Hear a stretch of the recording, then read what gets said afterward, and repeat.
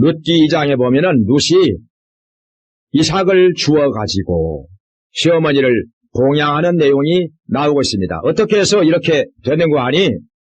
나오미가 이스라엘 땅에서 살고 있다가 그 땅에 기근이 드니까 양식이 풍족한 이웃나라 모압 땅으로 가서 살게 됩니다. 그런데 거기 남편도 갔고 두 아들도 데리고 갔는데 아들들도 다 결혼을 했습니다. 며느리들이 생겼습니다. 그러나 어느 날 갑자기 남편도 죽게 되고 두 아들도 다 죽게 되었습니다. 3명의 과부만 남게 되었는데 그야말로 슬프고도 외롭고도 쓸쓸한 처지가 된 것입니다. 이제 나오미가 고향 땅으로 돌아가기 위해서 짐을 싸들고 떠나는데 두 며느리가 따라옵니다. 나오미가 말합니다. 너희들 나를 따라와봐야 소망이 없다. 여기 살면서 다른 남자 만나가지고 결혼을 해서 살기를 바란다 하니까 큰 며느리는 그렇게 한다고 인사를 하고 떠나갔습니다. 그런데 둘째 며느리 룻은 기어이 따라옵니다. 어머니 가시는 곳에 나도 가겠고 어머니 하나님이 나의 하나님이 되고 어머니의 백성이 나의 백성이 될 것입니다. 내가 살아있는 동안에 어머니를 떠나면 여호와 하나님께서 나에게 벌을 내시기를 원합니다. 이렇게 말하고 따라오는 것입니다. 그래서 나오미는 고향 땅에 돌아와서 살게 되었는데 먹고 살 것이 없습니다. 그래서 룻이 들판에 나가서 이삭을 줍게 됩니다. 그런데 보아스의 밭에서 이삭을 줍게 되었습니다. 그런데 보아스가 아주 친절하게 잘해주고 은혜를 베풀어 주는 것입니다. 다른 밭에 갈 것이 아니라 내 밭에서 계속 이삭을 주어라.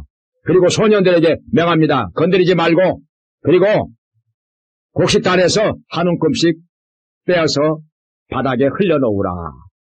이렇게 말합니다. 그래서 룻이 많은 이삭을 주어가지고 집에 돌아와서 보고를 합니다. 그런데 여기 나오미가 이 소식을 듣고서 엄청나게 고마워합니다. 그러면서 보아스를 향해서 축복을 합니다. 그에게 여호와께서 복을 주실지어다. 죽은 사람에게도 잘해주더니 산 사람에게도 잘해주는구나. 보아스는 정말 좋은 사람이라 이렇게 말을 하면서 감사를 하는 것입니다.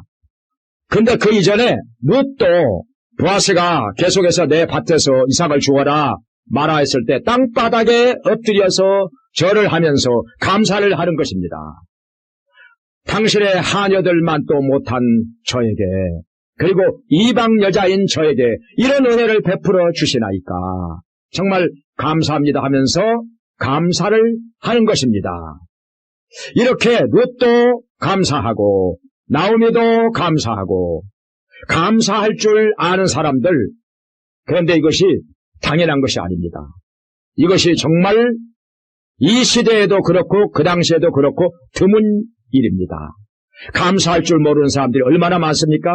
하나님께서 베풀어 주신 은혜에 대해서도 또 사람들이 베풀어 준 은혜에 대해서도 감사할 줄 모르고 당연한 것으로 여기는 사람들이 얼마나 많은지 모릅니다.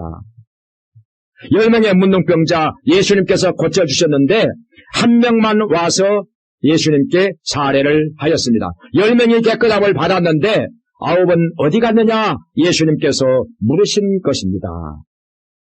저는 우리 고향의 한 집사님이 생각이 납니다.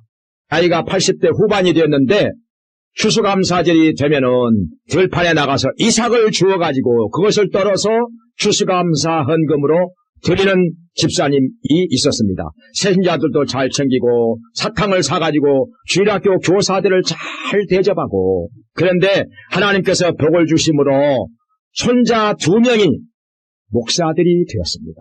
정말 귀한 일이었습니다. 여기 룻도 보아스와 나중에 결혼을 하게 되고 아들을 낳았는데 그 아들이 다윗의 할아버지 오벳이었습니다. 오벳이 이새를 낳고 이새가 다윗을 낳았습니다. 다윗이 이스라엘의 2번째 왕이 되었으니 이 집안에 하나님께서 엄청난 복을 주신 것입니다.